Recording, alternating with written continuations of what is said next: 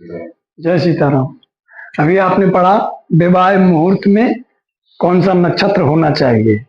अब आपको बताते हैं विवाह लगन सबसे विशेष चीज है। विवाह की लगन कहते हैं कोई चीज अगर खराब भी हो जाए, अब विवाह लग्न अगर सही है तो सब दोष मिट जाते हैं। जगह जगह ज्योतिष में लिखा है कि यदि लग्न अच्छी है तो कई प्रकार के नक्षत्र योग करण मुहूर्त इत्यादि कई प्रकार के दोष कम हो जाते हैं, न्यून हो जाते हैं। महाराज विवाह लगन बताओ, कहने में भी है विवाह लगन देखो कैसी है। इसका मतलब यह है कि लगन सबसे विशेष चीज है। नक्षत्र आदि कई चीजों से मेन चीज है विवाह लग्न। लगन अच्छी है, लगन होती है 1.25 घंटे से लेके 2.25 घंटे के बीच में लगन होती है। मोटे मोटे तौर पे कह लो कि 12 राशियां होती हैं, 12 लगने होती हैं और लगभग लगभग 2 घंटे की लगन होती है। तो लगन का मतलब 24 घंटे में 12 लगने बीत जाती हैं। 12 दूनी 24, 2 घंटे की एक लगन होती है। तो जब कोई पूछे कि महाराज लगन देखो तो पंचांग में देखो एक सारणी बनी होती है कि कौन सी लगन कितने बजे से कितने बजे तक है। फिर उसकी एक चक्र बनाते हैं। ऐसा ये चक्र बनाते हैं, ये हो गए 12 भाव और लगन कहते हैं इसको। ये प्रथम भाव को इसी को लगन कहते हैं। अंक चाहे किसी अंक तो चेंज हो सकते हैं जो राशियां डली होती हैं, लेकिन इस प्रथम भाव को ही लग्न कहते हैं। तो वो अंक इसमें डालो, बाकी सारी अंक डालो और सारे ग्रह बैठा दो, फिर ये लगन शोधी जाती है। लगन वही सोच सकता है जिसको थोड़ा बहुत जन्मांक का ज्ञान हो, जो इस जन्मांक में इस चक्र में जिसे ग्रह बैठाना आता हो कि कौन सा ग्रह इस समय कहां पर है, किस राशि पर है। आज उस समय जिस समय वो लग्न है उस समय 9 ग्रह कौन सी राशि पे चल रहे हैं, वो आपको ऐसे ऐसे 12 में बैठाना है। ठीक, जिस समय की लग्न हो, अंकों में लग्न होती है मेष वृष मिथुन कर्क सिंह कन्या तुला वृश्चिक धनु मकर, 1 2 3 4 से 12 राशियां होती है, अंक होते हैं उनके। वो अंक यहाँ रखना है, बाकी पूरे 12 तक यहाँ पूरे कर देना है। फिर देखना है कि कौन सा ग्रह किस राशि में बैठा है, उस खांचे में बैठा देना है। जिसको इतना बैठाना आता है वही लग्न निकालना जान सकता है। और जितनी अच्छी जन्मांग जानता है, जितनी अच्छी कुंडली देखना जानता है, उतनी बढ़िया लग्न देखना जानेगा। इतनी बात समझ लीजिए। आइए हम ज्यादा विस्तार न करते हुए मोटे तौर पे आपको बताते हैं, नहीं तो आपका दिमाग खराब हो जाएगा। ज्यादा विस्तार में जाएंगे, मोटे तौर पे जानिए। ये श्लोक है कैसे लग्न देखी जाती है। व्यय शनि खे जस तृतीय भृगु तनु चंद्र कला नतस्ता लगने कवि ग्लऊ चरिपऊ मृतऊ ग्लऊ। दोबारा देखो कठिन है। लगने कवि ग्लऊ चरिपऊ मृतो ग्लऊ लगने शुभारा चमदे च सर्वे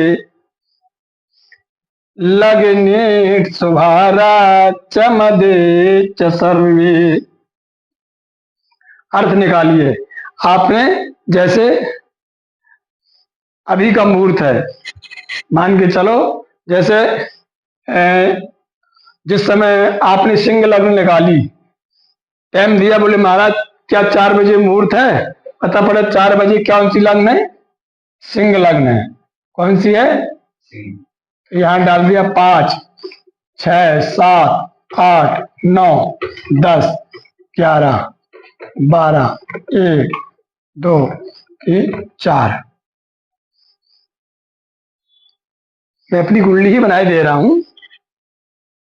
तो शनि, गुरु, बुध, राहु, केतु, चंद्रमा, शुक्र, 1 2 3 4 5 6 7 और सूर्य। ठीक, चंद्रमा हो गया, सूर्य हो गया, मंगल इधर है। अब आपके हो गए पूरे ग्रह हो गए, 9 ग्रह आपने बैठा दिए। मान के चलो उस समय 9 ग्रह इन इन राशियों में थे, इतना आपने भर लिया। इसके बाद फिर आपको इस श्लोक की जरूरत है। व्यय शनि, आपको ये भी मालूम होना चाहिए ये 12 भावों के नाम क्या क्या हैं। तो 12वें भाव को क्या कहते हैं? व्यय कहते हैं। इसका नाम क्या है? व्यय माने हानि, लाभ हानि, व्यय कहते हैं। व्यय शनि, अगर 12वें भाव में शनि बैठा हो तो भी विवाह नहीं करना।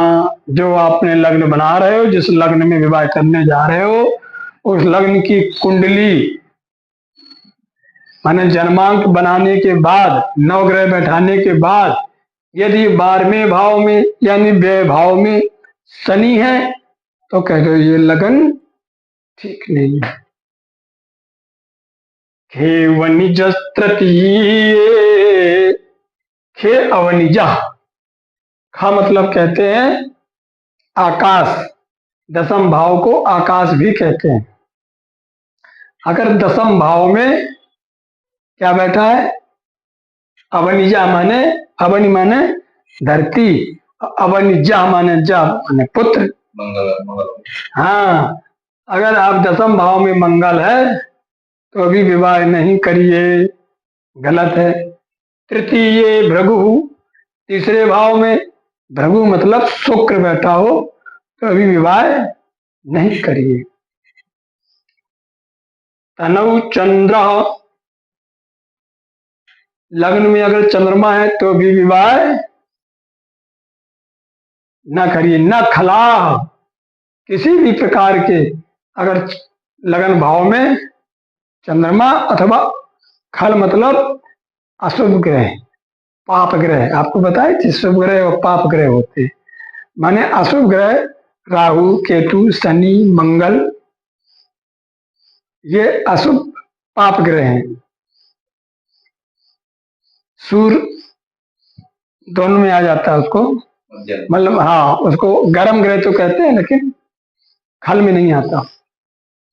तो ऐसे ग्रह लगन में नहीं बैठनी होनी चाहिए, पहले भाव चंद्रमा और शुभ ग्रह, ठीक, न खला सॉरी, न अशुभ ग्रह हो न चंद्रमा हो लगन में, तो अभी ये इस लगन में विवाह नहीं करना। आगे क्या कहता है? लग्नेट कभी ही ग्रह, लग्नेट मतलब लग्नेश, लग्नेट मतलब लग्नेश, लग्न का स्वामी। जैसे लग्न, अब स्वामी कैसे देखते हैं, किस भाव का क्या स्वामी है, आपको पढ़ाएंगे विस्तार से। इतना समझ लो कि इसका स्वामी कौन है? सूर्य है। सिंह राशि 5 अंक पढ़ा है, 5 को सिंह राशि कहते हैं। सिंहाधिपति सूर्या, सिंह राशि का राशि सूर्य है। तो माने लग्नेश छठे में नहीं होना चाहिए, तो यहाँ खैर ये बात तो नहीं है। और कभी ग्लऊ चरिपऊ, और बोले कौन कौन नहीं होना चाहिए? कभी मतलब कभी शुक्र को भी कहते हैं, भृगु, भृगु ही कभी है, तो शुक्र भी नहीं, हाँ छठे में शुक्र भी नहीं होना चाहिए, लग्नेश भी नहीं होने चाहिए और चंद्रमा भी नहीं होना चाहिए। चंद्रमा, ग्लऊ कहते हैं चंद्रमा को,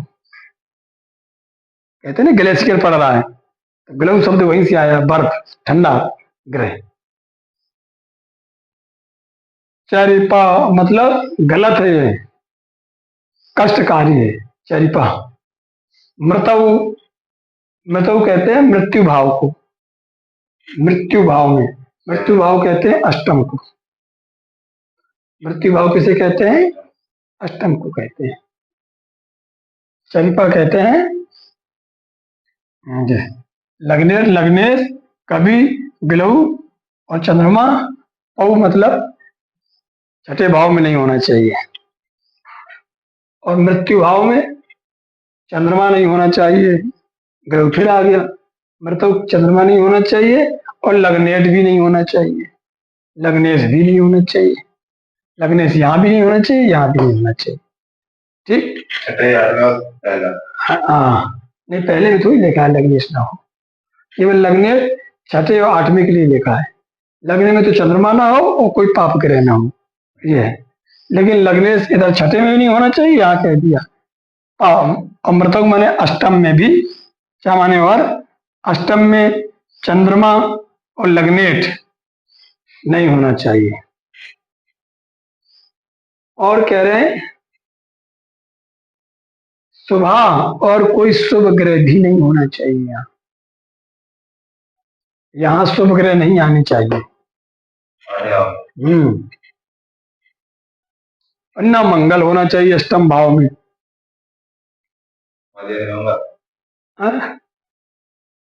न मंगल होना चाहिए, मत कहते हैं सातवें भाव को, मत कहते हैं सातवें भाव में, कह रहे हैं कोई ग्रह ही नहीं होना चाहिए। मदेच्चा सर्वे, कह रहे हैं सप्तम भाव में तो कोई ग्रह ही नहीं होना चाहिए।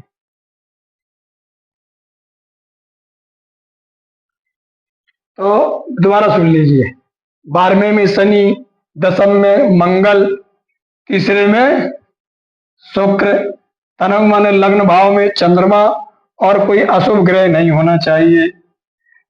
और छठे में लग्नेश, शुक्र चंद्रमा नहीं हो, और मृत्यु भाव में चंद्रमा लग्नेश और कोई शुभ ग्रह ना हो, और मंगल ना हो।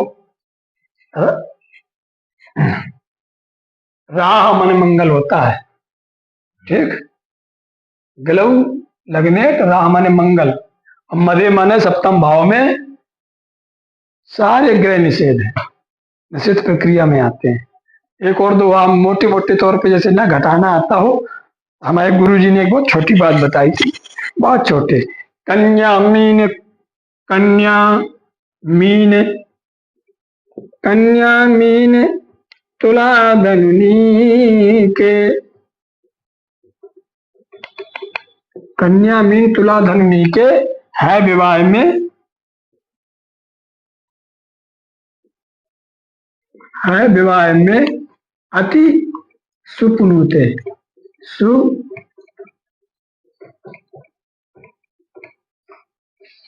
देखो ये आपको ज्ञान हो गया, बाकी तो अवसर कहीं मिलेगा नहीं। अब 100 में से एक व्यक्ति भी तुम्हें अवसर देगा नहीं।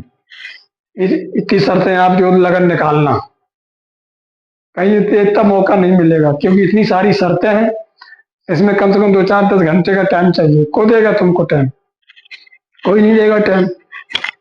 भाई 2 घंटे की लगन होती, फिर आगे बढ़ाओ, फिर अगली लगन, पता पड़े लगातार 6 लगनों में 10 घंटे तक कोई शर्तें नहीं बैठ रही, तो क्या विवाह रुका रहेगा?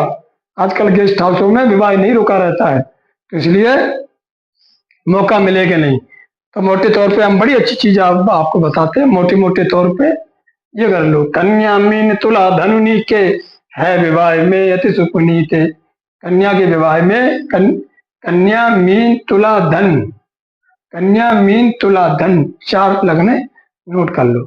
कन्या 6, 12, 7 और 9, ये 4 लगने याद कर लो मोटे मोटे तौर पे। और मोटे तौर पे देख लो 7वें भाव में ज्यादा कोई ग्रह ना हो, बस इतना देख। अगर थोड़ा बहुत टाइम दिया तुम्हें पूछने वाले ने तो, और नहीं तो काहे का मौका ही नहीं देते कौन। पर ज्ञान होना चाहिए पंडित को कि शुद्ध लग्न विवाह की कैसे निकाली जाती है, और इसलिए हमने वीडियो में डाल रहे हैं ये कि लग्न का क्या महत्व है, जान जाइए। लगन अगर अच्छी नहीं है, सारे मुहूर्त सब व्यर्थ हो जाते हैं। लगन अगर अच्छी मिल गई आपको, लग्न शोधन करने को अच्छा मिल गया, तो क्या विवाह का मुहूर्त होता है, अलग चीज, उसका अलग भविष्य। कोई विवाह में कोई विघ्न बाधा नहीं आती है, ये विवाह का लग्न है। जय सीताराम।